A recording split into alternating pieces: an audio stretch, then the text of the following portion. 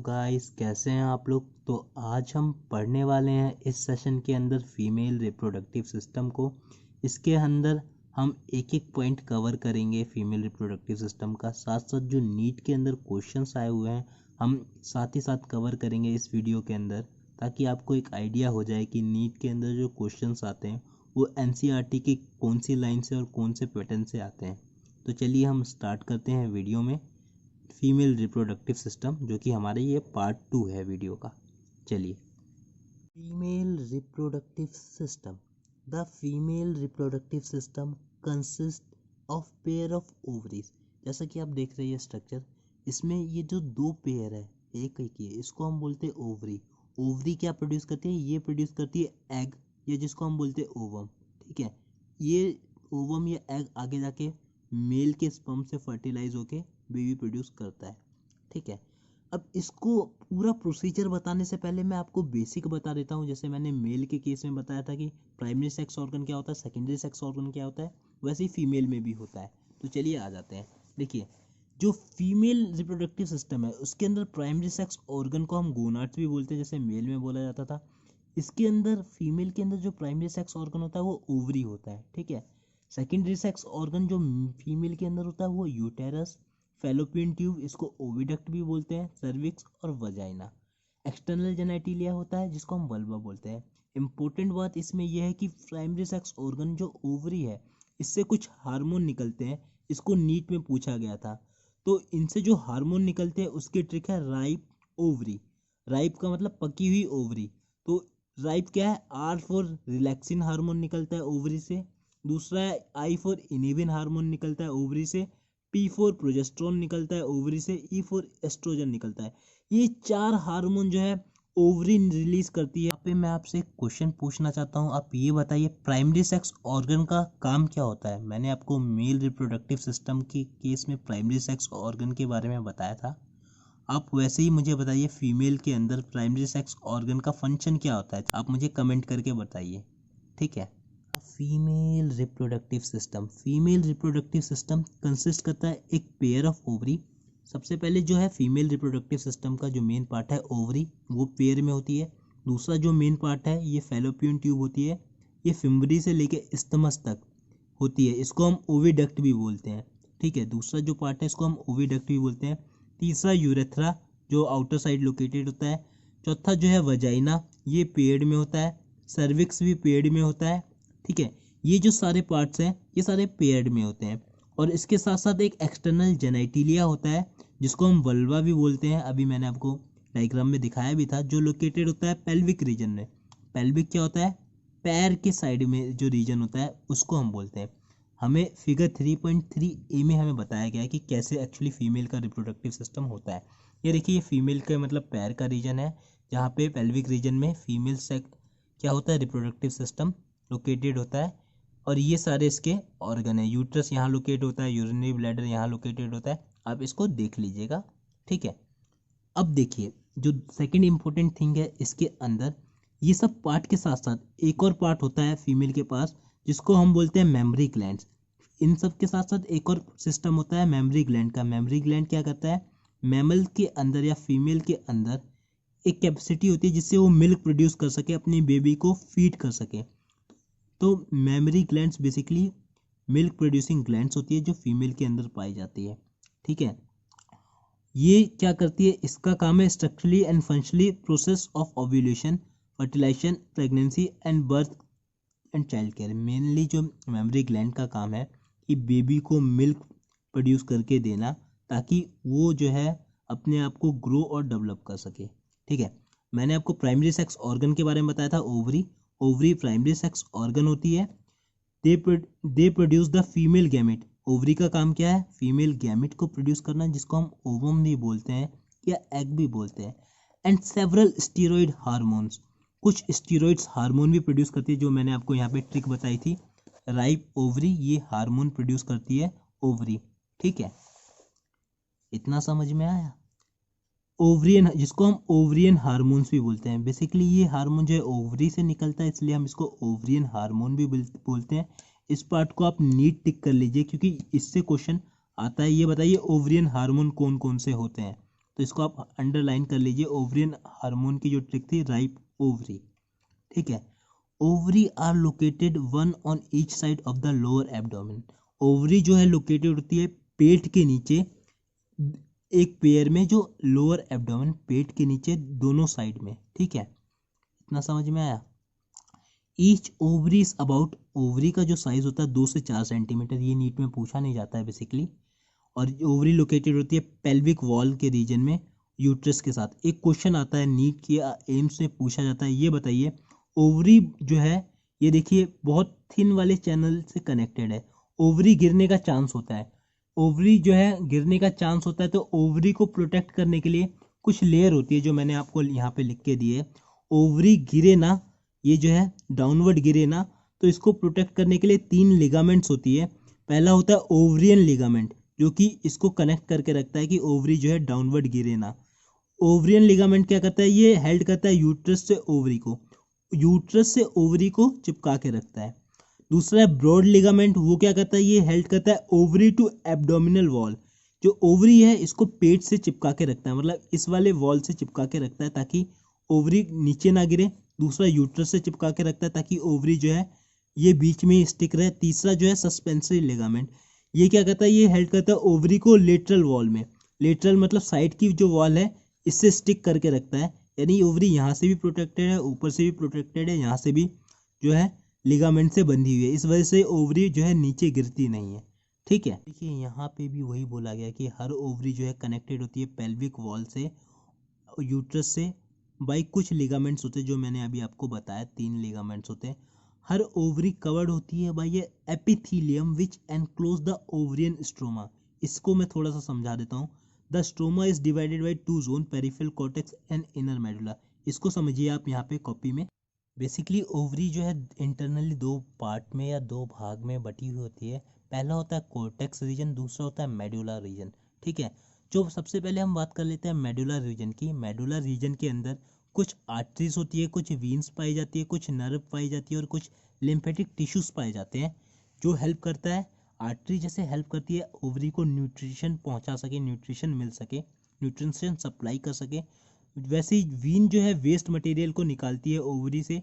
Nerve जो है sensation provide करती है, मतलब जैसे ओवरी को फील होना चाहिए कि टेम्परेचर हॉट है या टेम्परेचर कोल्ड है, तो सेंसेशन कौन सा प्रोवाइड करता है, वो नर्व हेल्प करती है ओवरी को प्रोवाइड करने में, क्योंकि मेडुला रीजन में पाई जाती है। चौथा जो पाया जाता है लिम्फेटिक टिश्यू, ये टिश्यू कलेक्ट करता है मेडुला के साथ, ठीक है। जो बाहर का रीजन होता है उसको हम बोलते हैं कोर्टेक्स रीजन। कौन सा रीजन, कोर्टेक्स रीजन।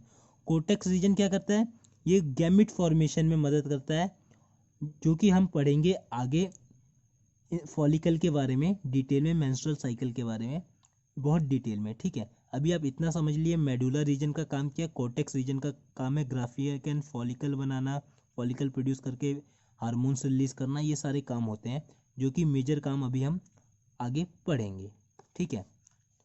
अब हम बात करने वाले सेकेंडरी सेक्स ऑर्गन की, जो कि अभी हम नेक्स्ट पढ़ने वाले हैं नेक्स्ट पेज पे एनसीईआरटी के। सेकेंडरी सेक्स ऑर्गन में मैंने पढ़ा था फैलोपियन ट्यूब, यूट्रस, ठीक है। अब देखिए ओविडक्ट को हम फैलोपियन ट्यूब भी बोलते हैं, ये सेकेंडरी सेक्स ऑर्गन है। यूट्रस सेकेंडरी सेक्स ऑर्गन का पार्ट है, वजाइना सेकेंडरी सेक्स ऑर्गन का पार्ट है, ठीक है।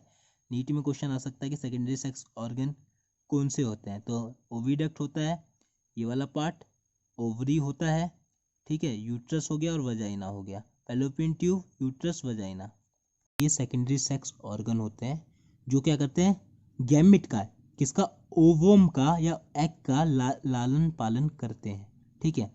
ये each fallopian tube is about 10 से 12 सेंटीमीटर।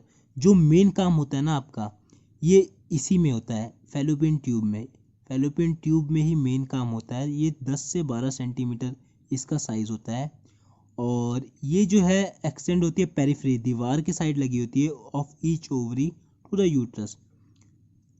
मतलब जो ये 10 से 12 सेंटीमीटर इसका साइज है, और ये एक्सटेंड होती है दीवार की साइड ऑफ ईच ओवरी, मतलब ये जैसे ओवरी है, ओवरी से थोड़ा सा जो है पेरिफेरल रीजन दीवार की साइड में, मतलब ओवरी से सटी हुई होती है, ताकि ये ओवम को कलेक्ट कर सके।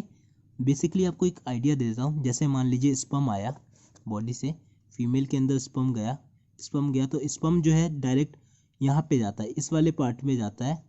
ये ओवरी जो है यहाँ से कलेक्ट होके यहाँ पे आती है, एग प्रोड्यूस करती है। ये जो है फिम्बरी, ये फिम्बरी फिंगर लाइक प्रोजेक्शन है जो इसको ओवम को ग्रो करके यहाँ पीछे पुश करती है।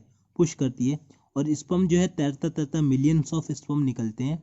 स्पर्म तैरता तैरता कोई एक लकी स्पर्म होता है जो यहाँ वाले पोर्शन पे जाके एम्पुला स्टमक जंक्शन पे ओवरी को फ्यूज करता है। ये ओवरी या एग जो है ये एग को फ्यूज करता है। ये एग जो है ग्रो होता है, ग्रो होके डेवलप होके रिलीज करता है क्या, आगे एक बेबी प्रोड्यूस करता है। बेसिकली इतनी ही कहानी है जिसको हम पूरा डिटेल में इस चैप्टर में पढ़ने जा रहे हैं। इतना समझ में आया? जिसको समझ में नहीं आया वो कमेंट कर सकता है, ठीक है। अब देखिए, तेज तो नहीं पढ़ा रहा ना मैं, मुझे बताइएगा कमेंट में कि कैसा पढ़ा रहा हूँ। तो मैंने यहाँ तक बता दिया था कि this part of close to the ovaries funnel shape in infundibulum. देखो, जो ओविडक्ट है या फैलोपियन ट्यूब है उसके कुछ पार्ट्स हैं, fimbriae, infundibulum, ampulla, stomach. Fimbriae का काम क्या है, जैसे ये ओवरी से एग रिलीज होगा तो ये फिम्बरी इसको कलेक्ट कर लेगी, फिम्बरी इसको पकड़ लेगी और ये जो है इस वाले रीजन में लेके जाएगी एम्पुला के साथ, ठीक है। तो सबसे पहले यहाँ पे दिया गया कि edge of the infundibulum possesses finger like projection called fimbriae. जो इनफंडिबुलम पार्ट की जो एज है, रीजन है, वो फिंगर लाइक प्रोजेक्शन है इसके पास, जिसको हम फिम्बरी बोलते हैं। फिम्बरी का काम क्या है, help in collection of ovum after ovulation. ये बहुत इंपॉर्टेंट है, नीट में आया हुआ क्वेश्चन है इसके अंदर से, ठीक है। इसको आप हाईलाइट कर लीजिए, इससे नीट से क्वेश्चन आया है कि सबसे पहले ये बताइए कि फिम्बरी क्या करती है। फिम्बरी भैया जो है ओवरी के ओवम को कलेक्ट करती है या एग को कलेक्ट करती है अपने पास, ठीक है। तो ये क्वेश्चन नीट में आया, इससे जितने भी क्वेश्चन आए हैं नीट में आए हुए, और इस टॉपिक से, इस वाले पार्ट से 2 से 3 क्वेश्चन नीट में बनते हैं, ठीक है। तो यहाँ पीएमटी लिख लीजिए, इसको हाइड कर लीजिए, इसको हाईलाइट कर लीजिए। दूसरा पूछता है इनफंडिबुलम। इनफंडिबुलम का शेप कैसा है, वो फनल शेप होता है। कैसा शेप होता है, फनल शेप। आगे हम बढ़ते हैं, the infundibulum leads to a wider part. अब ये जो है इनफंडिबुलम से आगे एक बहुत वाइडर पार्ट होता है, बहुत मतलब चौड़ा सा हिस्सा होता है, जिसको हम एम्पुला बोलते हैं। इससे नीट में क्वेश्चन आता है। एम्पुला को हम साइट ऑफ फर्टिलाइजेशन भी बोलते हैं। क्यों बोलते हैं वो अभी मैं बता रहा हूँ। साइट ऑफ फर्टिलाइजेशन आप लिख लीजिए। देखिए, ओवम, ओवरी से ओवम या एग निकला इनफंडिबुलम में गया एम्पुला। ये जो है सबसे चौड़ा पार्ट होता है, मान लीजिए ये एम्पुला है, तो एग यहाँ पे जाके रुका, ठीक है। वैसे ही स्पर्म आता है एम्पुला वाले पार्ट में, ये बहुत चौड़ा पार्ट होता है, तो यहाँ पे जाके स्पर्म जो है फ्यूज कर लेता है और फर्टिलाइज कर लेता है। तो इस पार्ट को हम बोलते हैं साइट ऑफ फर्टिलाइजेशन या फिर एम्पुला। अभी जो क्वेश्चन आए हुए हैं सीधा अभी मैं करवाऊंगा हैंड टू हैंड। ये थोड़ा ओविडक्ट कवर कर लेता हूँ, फिर आपको मैं क्वेश्चन करवाता हूँ, ठीक है। इसके बाद जो एम्पुला के बाद एक बहुत पतला सा जंक्शन दिख रहा होगा, जो कि ओवरी से आपको दिख रहा होगा, कनेक्टेड है, इसको हम बोलते हैं इस्थमस, ठीक है। इस्थमस जो ज्वाइन करता है किसको, यूट्रस को ज्वाइन करता है। थोड़ा सा हम पढ़ लेते हैं इसके बारे में, फिर आपको नीट से क्वेश्चन कराता हूँ।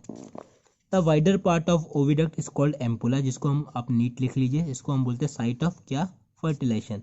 लास्ट पार्ट जो होता है ओविडक्ट का इस्थमस होता है, जो कि बहुत नैरो होता है और वो ज्वाइन करता है यूट्रस को। अब यहाँ से जो क्वेश्चन आए पहले इसको पढ़ लेते हैं, फिर आगे करते हैं। क्वेश्चन नीट 2011 के प्रीलिम्स का क्वेश्चन है, बहुत ही कॉन्सेप्चुअल क्वेश्चन है, ध्यान से देखिएगा। पूछा है, द फिगर हमें दी हुई है फीमेल रिप्रोडक्टिव सिस्टम की, जिसमें हमें which set of 3 parts out of 1 to 6 have been correctly identify. हमें 6 ऑप्शन दिए हैं, 6 पार्ट लेवलिंग के लिए दिए गए हैं। इसमें पूछा गया है कौन सा 3 पार्ट जो है सही है ऑप्शन में। तो इसके लिए अगर इस क्वेश्चन को आपको सबसे फास्ट करना है, तो जो पार्ट आपको याद है उसको आप फटाफट लेवल कर लीजिए। जैसे अभी हमने पढ़ा था, ये फिंगर लाइक प्रोजेक्शन को हम फिम्बरी बोलते हैं, यानी 4th वाला नंबर फिम्बरी हो गया। 3rd वाला नंबर क्या है हमारा, फिम्बरी के आगे इनफंडिबुलम आता है। तो मान लीजिए मेरे को अभी 2 पार्ट ही याद है, बाकी सारे पार्ट मुझे याद ही नहीं है। तो अब देखिए, क्वेश्चन को सबसे फास्ट करने का तरीका यही है कि जो आपको पार्ट याद है उस क्वेश्चन को आप, उस पार्ट को आप एलिमिनेट कर लीजिए। जैसे 3rd नंबर पे इनफंडिबुलम होना चाहिए, 4th पे फिम्बरी होना चाहिए। अब देखिए, सबसे पहले हम डी पे देख लेते हैं। 3rd नंबर पे फैलोपियन ट्यूब है, तो ये ऑप्शन गलत हो गया, क्योंकि 3rd नंबर पे क्या होना चाहिए था, 3rd नंबर पे हमारा इनफंडिबुलम होना चाहिए था। तो यहाँ पे 3rd नंबर पे फैलोपियन ट्यूब है, ये तो गलत ही है। अब इसमें देखिए, इसमें क्या है, 4th नंबर पे हमारा ओविडिक्यूल फनल है, जबकि हमारा फोर्थ नंबर पे भाई फैलोपियन ट्यूब होना चाहिए, फोर्थ नंबर पे फिम्बरी होना चाहिए था, फोर्थ नंबर पे यहाँ पे ओविडिक्यूल फनल है। तो ये ऑप्शन भी गलत है, यानी हमारा सी और डी ऑप्शन गलत है। अब बचा क्या हमारे पास, बचा हमारे पास ए और बी ऑप्शन। थर्ड नंबर पे इनफंडिबुलम, चौथे पे फिम्बरी, थर्ड नंबर पे इनफंडिबुलम, चौथे पे फिम्बरी। ठीक है, ए ऑप्शन में भी देख लेते हैं, थर्ड नंबर पे इनफंडिबुलम, चौथे पे फिम्बरी। अब दो ऑप्शन में से ए बी में से एक ऑप्शन सही होगा। सही होने के लिए आपको एक और पार्ट याद करना होगा। अब इसमें देख लीजिए, ए में सेकंड नंबर पे एंडोमीट्रियम है, सेकंड नंबर पे एंडोमीट्रियम, इस वाले पार्ट को हम एंडोमीट्रियम बोलते हैं क्या? अब देख लेते हैं एनसीईआरटी में, इस वाले पार्ट को हम बोलते हैं मायोमीट्रियम, बाहर वाले पार्ट को हम बोलते हैं पेरीमीट्रियम। तो ये जो पार्ट है ये बाहर का पार्ट है, इसको हम पेरीमीट्रियम बोलेंगे, जो कि ये हमें दे रखा है ए ऑप्शन में एंडोमीट्रियम। एंडो का मतलब अंदर वाला पार्ट होता है, तो ये गलत है। सेकंड ऑप्शन में आ जाते हैं, जो है सेकंड का जो ऑप्शन है बी इनफंडिबुलम, फिम्बरी, और फिफ्थ नंबर पे सर्विक्स है। ये जो फिफ्थ नंबर है इसको सर्विक्स का पार्ट है, देख लेते हैं, ये जो पार्ट है वो सर्विक्स का पार्ट है, बिल्कुल फिफ्थ नंबर जो है सर्विक्स का पार्ट है। तो ऑप्शन क्या होगा इसका आंसर? इसका आंसर होगा बी। तो कहने का मतलब इस क्वेश्चन को आप ऐसे समझ सकते हैं, जो आपको दो ऑप्शन है वो आप फटाफट एलिमिनेट कर लीजिए, बाकी एक ऑप्शन आप देख लीजिए, अगर आपको याद है तो आप उसको याद करके जाइए, नहीं याद है तो फिर आपको ये बेनिफिट ऑफ डाउट होगा, इसमें आप जो क्वेश्चन सही होगा वो भी आप गलत करके आएंगे, इसलिए आपको लेबलिंग बहुत अच्छे से याद करनी है। नेक्स्ट क्वेश्चन पे आ जाते हैं। ये क्वेश्चन भी सेम उसी पार्ट से है कि the part of fallopian tube closest to the ovary is, ऐसा कौन सा पार्ट है फैलोपियन ट्यूब का जो सबसे क्लोजेस्ट होता है ओवरी के? अगर आप डायग्राम देखेंगे ओवरी का, इस वाले पार्ट की बात कर रहा है, ओवरी के सबसे क्लोजेस्ट कौन सा पार्ट है भैया? फिम्बरी है या इनफंडिबुलम है या एम्पुला या इस्थमस है? तो ऑप्शन क्या दे रखा है, ओवरी के जो सबसे क्लोजेस्ट होता है वो होता है इनफंडिबुलम। अब इसमें देखते हैं इस्थमस, इस्थमस तो भैया जो पार्ट है वो बहुत ऊपर होता है ओवरी के, एम्पुला बहुत वाइडर होता है, दूर होता है, सबसे पास इनफंडिबुलम होता है। तो इसका आंसर क्या जाएगा? एम्पुला तो बहुत दूर होता है, सर्विक्स, सर्विक्स तो भैया ओवरी कहाँ, सर्विक्स अलग ही जगह है, तो जो सबसे क्लोजेस्ट पार्ट होता है वो इनफंडिबुलम होता है ओवरी के। ठीक है, अगर आपसे पूछता है कि ओवरी जो है ऐसा कौन सा पार्ट है जो बहुत नैरो होता है, जो ओवरी को कनेक्ट करता है, तो इस्थमस जो है फैलोपियन ट्यूब का ऐसा पार्ट है जो बहुत नैरो होता है, जो ओवरी को कनेक्ट करता है। ठीक है, सेकेंड टाइम ऐसे भी क्वेश्चन आ सकता है, तो क्वेश्चन आपको डिटेल में कराने का मतलब यही कि आप थोड़ा अवेयर रहें। ठीक है, ये बात करी थी ओवरी और फैलोपियन ट्यूब की, अब हम बात करने जा रहे हैं इस वाले रीजन की, इस पोर्शन की। जो यूट्रस है उसकी वॉल में तीन थिन टिश्यू की लेयर होती है, जो कि एंडोमीट्रियम, मायोमीट्रियम और पेरीमीट्रियम होती है। पेरीमीट्रियम जो है यूट्रस की वॉल से कनेक्टेड होती है, बहुत थिन होती है। मायोमीट्रियम और एंडोमीट्रियम बहुत ही इंपॉर्टेंट है, इससे नीट में क्वेश्चन आता है।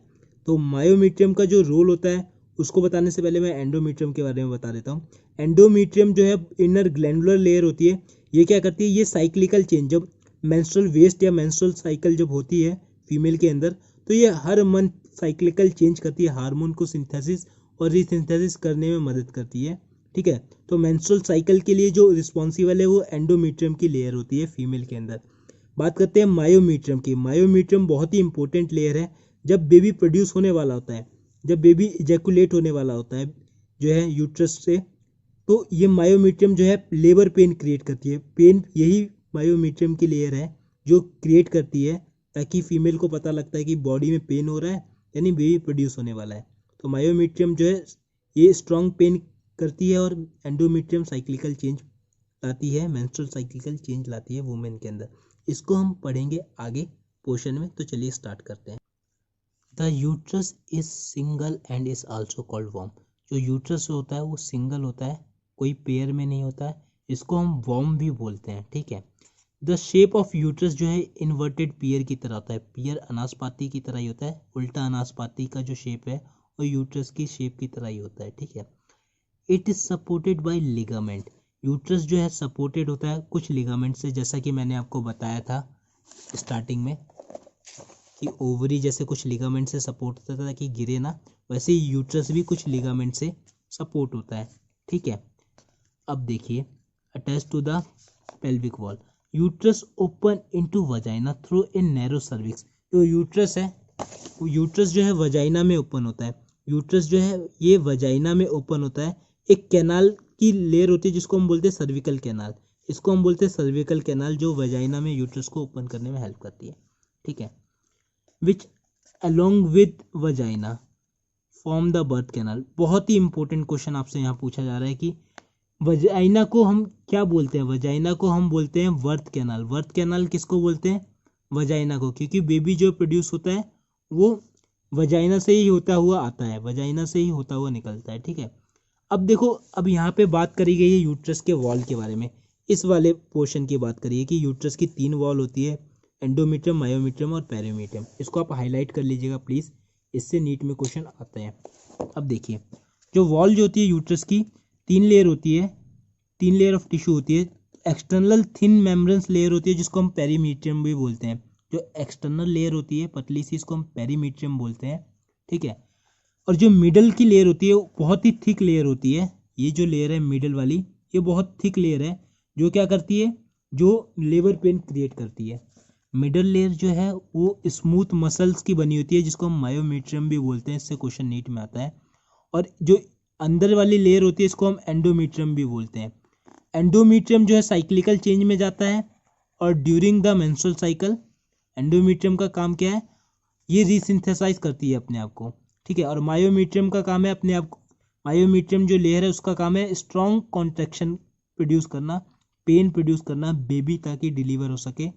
इसका पता तभी लगता है जब मदर को पेन होता है, और वो जो पेन है वो मायोमीट्रियम की लेयर क्रिएट करती है। मतलब मायोमीट्रियम की वजह से ही बेबी को का पता लगता है कि मदर को पेन हो रहा है, बेबी प्रोड्यूस होने वाला है। ठीक है, इतना समझ में आया। अब हम बात करने वाले हैं एक्सटर्नल जेनाइटिलिया, मतलब बाहर के ऑर्गन के बारे में। इसको समझने के लिए आपको मैंने एक ये डायग्राम बनाया है, इसको आपको देखना होगा इसको समझने के लिए। एक्सटर्नल जेनाइटिलिया जिसको हम वल्वा भी बोलते हैं, ये ऐसा होता है। ठीक है, फीमेल का। इसमें कुछ पार्ट होते हैं, लेबिया majora, labia minora, Moonis pubis. इसको हम एनसीईआरटी में कवर करके चलते हैं। Male external genitalia include mons pubis, labia majora, labia minora, hymen and clitoris. अगर आप फिगर 3.3a में देखेंगे तो आपको ये समझाया गया है, लेकिन आपको इससे समझ में नहीं आएगा। इसके अलावा जो मैंने डायग्राम बनाया है इससे आपको बहुत अच्छे से समझ में आ जाएगा। ठीक है, ये एक डायग्राम मैंने बनाया एक्सटर्नल जेनाइटिलिया का, जिसको मैंने लेबल किया गया है। जो एनसीईआरटी से मैं आपको पढ़ाऊँगा तो इसमें आपको डायग्राम को समझाऊँगा। देखिए, सबसे पहले बोला गया है कि मोनस प्यूबिस एक cushion of a fatty tissue होता है जो कवर करता है स्किन एंड प्यूबिक हेयर। अब देखिए, ये फीमेल का एक्सटर्नल जेनाइटिलिया, सबसे ऊपर जो पार्ट होता है यहाँ एक फैटी टिश्यू होता है कुशन लाइक, यहाँ से हेयर को कवर करता है और स्किन को कवर करता है। ये वाला पार्ट जो होता है उसको हम मोनस प्यूबिस भी बोलते हैं। इतना समझ में आया? ठीक है, अब the labia majora are fleshy tissue which extend down from the monas pubis and surrounded the vagina opening। अब देखिए, मोनस प्यूबिस के बाद जो है यहाँ पे कुछ क्या होता है, कुछ कुशन टाइप होता है, जो एक लेयर होती है लेबिया मेजोरा की, जो वेजाइना ओपनिंग से कवर्ड होती है। मतलब ये वेजाइना की ओपनिंग है यहाँ तक। ये जो है मोनस प्यूबिस, यहाँ से एक फ्लैशी फोल्ड टिश्यू जो है उतर के आता है नीचे, जो लेबिया मेजोरा को क्रिएट करता है। ये जो है एक्सटर्नल ओपनिंग वजाइना की होती है यहाँ पे, और यहाँ पे ये जो है टिश्यू जो है कवर करता है। इतना समझ में आया? अब ये जो लेबिया माइनोरा, ये जो है पेयर्ड में होता है, एक यहाँ पे एक यहाँ पे, ये पेयर्ड होता है, फोल्ड टिश्यू होता है, पेयर्ड फोल्ड टिश्यू होता है बेसिकली, ये जो लेबिया मेजोरा से सराउंडेड होता है। ठीक है, अब इसके बाद जो है एक यहाँ पे एक रीजन होता है जिसको हम क्लिस्टोरिस या हाइमन भी बोलते हैं, जो वर्जिनिटी लोकेट करता है फीमेल की। इतना समझ में आया? तो बेसिकली यही बोला गया है। इसमें जो मेन क्वेश्चन आता है यार, कि क्लाइटोरिस एक ऐसा फिंगर लाइक स्ट्रक्चर होता है जो लेबिया मेजोरा जो लाई करता है upper junction of 2 labia minora and above urethral opening. जो मेन इंपॉर्टेंट क्वेश्चन इसी से आता है कि ये बताइए, हाइमन या क्लेटोरिस ये जो है वर्जिनिटी डिसाइड करता है, वर्जिनिटी बताता है हमें। कभी कभी फीमेल जो है क्या होता है कि हॉर्स राइडिंग या रनिंग के कारण या एथलेटिक वर्क के कारण जो इसकी जो है क्लिटोरिस या कोइटस जो है ये ब्रेक हो जाता है। ठीक है, ये जो है ब्रेक हो जाता है, और इस वजह से जो है इसकी जो है वर्जिनिटी ख़त्म हो जाती है, ठीक है। तो ज़रूरी नहीं है कि हम ब्लेम करते हैं कि वर्जिनिटी जो है लूज़ हो गई है। तो बेसिकली इसका रीज़न ये भी हो सकता है कि फीमेल कोई स्पोर्ट्स एथलेटिक वर्क कर रही है, जैसे हॉर्स राइडिंग कर रही है या साइकिलिंग कर रही है या रनिंग कर रही है, तो इस वजह से जो है एक सडन झटका लगने की वजह से जो है वेजिनल टेम्पल एक्टिव हो जाता है। एंड सम स्पोर्ट्स, ये किसी स्पोर्ट्स के कारण होता है जिसके वजह से जो है वो कोइटस जो है खुल जाता है उसका, ठीक है, जो है हाइमन जो है उसका खुल जाता है और इस वजह से वो वर्जिनिटी जो है लगता है हमें लूज़ हो गया, बट ऐसा कुछ होता नहीं है, ठीक है। तो आई होप इतना आपको बहुत डिटेल में समझाया, समझ में आया होगा। मे बी अगर आपको कुछ लग रहा है तो आप प्लीज़ कमेंट कर दीजिए, मैंने अपने वे में आपको समझाया है, ठीक है। हम आगे कंटिन्यू करते हैं। सेकेंडरी सेक्स ऑर्गन में ब्रेस्ट नहीं आता है, जो मेमोरी ग्लैंड है, आप प्लीज़ इसको याद रखिएगा कि ये सेकेंडरी सेक्स ऑर्गन में नहीं आता है, क्योंकि सेकेंडरी सेक्स ऑर्गन का जो मेजर वर्क होता है वो होता है कि गैमेट का पालन पोषण करना। तो ब्रेस्ट जो है ये सेकेंडरी सेक्स ऑर्गन में नहीं आता, क्योंकि ये गैमेट को प्रोडक्शन और उसका पालन पोषण नहीं करता है, ठीक है। ये बेबी को न्यूट्रिशन प्रोवाइड करता है, गैमेट को नहीं। If functional mammary gland is characteristic of all females mammal, जो एक फंक्शनल मेमोरी ग्लैंड है वो सभी फीमेल के पास कैरेक्टर है, बहुत ही इंपॉर्टेंट रोल प्ले करता है। बेसिकली मेमोरी ग्लैंड का काम क्या है, बेबी को मिल्क प्रोड्यूस करके देना, ठीक है, मिल्क प्रोड्यूस करना ताकि बेबी उसको पी सके और अपनी ग्रोथ कर सके। Mammary gland are paired structure, mammary gland जो ये है ये पेयर्ड स्ट्रक्चर होती है, दो पेयर में होती है, जिसमें मेमोरी ग्लैंड कंसिस्ट होती है, इसके पास फैट होता है और ग्लैंडुलर टिश्यू होती है, ठीक है।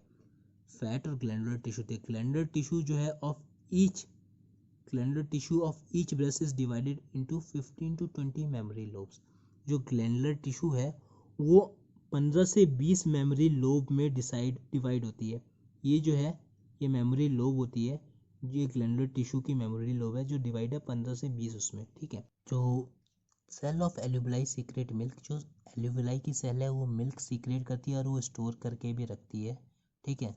बेसिकली अगर मैं बताऊं तो एल्यूविलाई की सेल के अंदर जो है एक स्पेस होता है जिससे में अंदर मिल्क जो है वो स्टोर होता है, ठीक है।